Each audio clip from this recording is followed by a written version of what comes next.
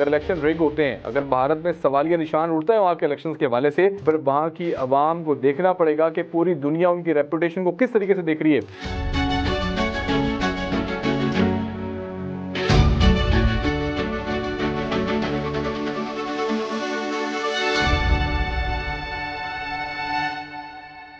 अस्सलाम वालेकुम, मेरा नाम है सुदेश मिर्ज़ा। हम बात करेंगे क्या डेमोक्रेसी इस वक्त उस मुल्क के अंदर परवान चढ़ी है या डिक्टेटरशिप।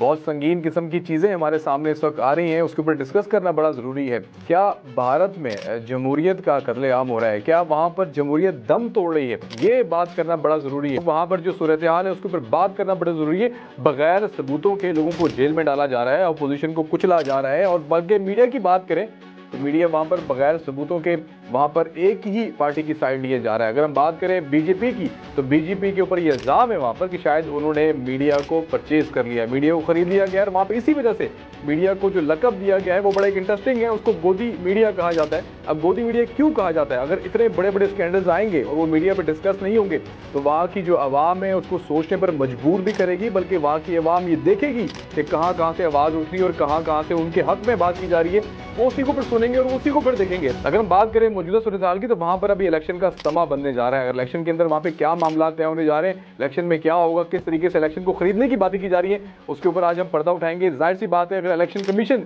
जो किसी मुल्क के अंदर इलेक्शन करवाने की उसके पास जिम्मेदारियाँ होती हैं, इलेक्शन कमीशन के हवाले से बात की जा रही है कि उनके तीनों के तीनों नुमाइंदों को वहाँ पर अपनी मर्जी से बिठाया गया है। कमीशन बनाया गया जिसके अंदर तकरीबन 200 लोगों का नाम दिया गया, लेकिन उसमें से 6 लोगों को सिलेक्ट किया गया और 6 लोगों में से भी 3 लोगों का नाम सामने आया, और वो भी सिर्फ और सिर्फ बीजेपी के टॉप के लोगों ने इसको सिलेक्ट किया। और वो टॉप के लोग कौन थे? उसमें नंबर 1 जो थे वहाँ के मोदी सरकार, जो नरेंद्र मोदी वहाँ के प्राइम मिनिस्टर हैं, उनके ही रजामंदी से वहाँ पर इलेक्शन कमीशन का मेंबर को लगाया गया। और वो बंदे जो इलेक्शन कमीशन के अंदर वहाँ पर काम कर रहे हैं वो उनकी गवर्नमेंट के अंदर भी पहले काम कर चुके हैं। तो क्या इस तरीके से आप इलेक्शन को साफ और शफाफ कर सकते हैं? यूएन की रिपोर्ट देख लें, आप अमेरिका की रिपोर्ट देख लें, वहाँ पर भी खदशात जाहिर किए जा रहे हैं कि आने वाले इलेक्शन के अंदर किसी किस्म की प्री पोल रिगिंग हो सकती है। अगर भारत में अगर इलेक्शन रिग होते हैं, अगर भारत में सवालिया निशान उठता है वहाँ के इलेक्शंस के हवाले से, तो फिर वहाँ की आवाम को देखना पड़ेगा कि पूरी दुनिया उनकी रेपुटेशन को किस तरीके से देख रही है। ये तमाम तर चीज़ें वहाँ की रेपुटेशन को लेके ही सवालिया निशान बने हुए हैं। क्या वहाँ पर आप इस तरह के फ्री एंड फेयर इलेक्शंस के ऊपर डाका डाल के क्या वहाँ पे नई गवर्नमेंट फॉर्म कर सकते हैं?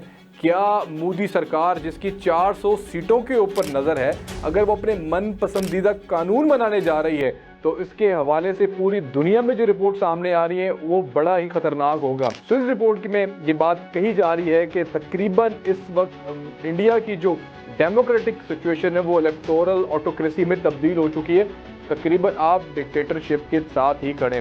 डिक्टेटरशिप क्यों बुरी है, क्यों डिक्टेटरशिप वहाँ पर नुकसानदेह है? जाहिर सी बात है, अभी आप देखें वहाँ पर अक़लियतों की जिस तरह से आवाज़ दबाई जा रही है, अक़लियतों के हवाले से पूरी दुनिया की जो ह्यूमन राइट्स तंजीम है वो पहले से ही भारत पर सवाल उठाती फिर रही हैं। क्या भारत के अंदर आज़ादी है? क्या भारत में सियासी जमातों को आज़ादी है? क्या अपोजिशन के रहनुमाओं को जेलों में नहीं डाला जा रहा? ईडी के कानून के तहत वहाँ पर ऐसे ऐसे कारनामे हमारे सामने आ रहे हैं जिन्होंने पूरी दुनिया के अंदर एक तहलका मचाया हुआ है।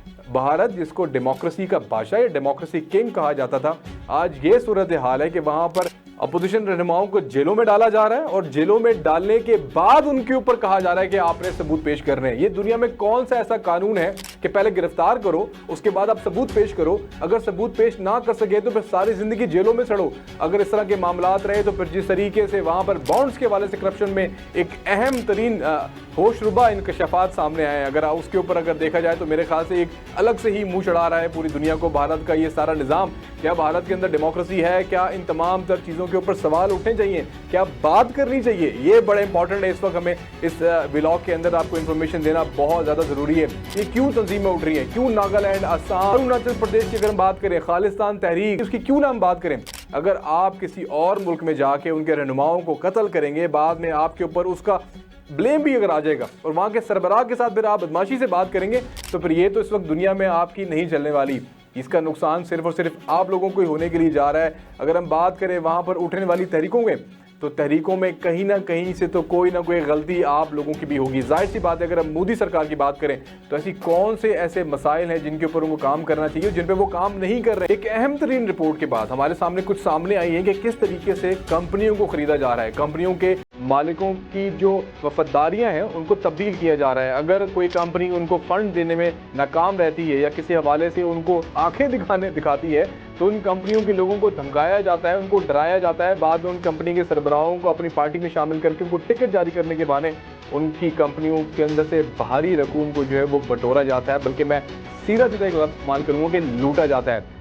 सुप्रीम कोर्ट क्यों खामोश है? सुप्रीम कोर्ट इन तमाम तर मामले के ऊपर क्यों अपनी आवाज़ नहीं उठा रही? क्यों सुप्रीम कोर्ट इन मामलों को दबाने की कोशिश कर रही है?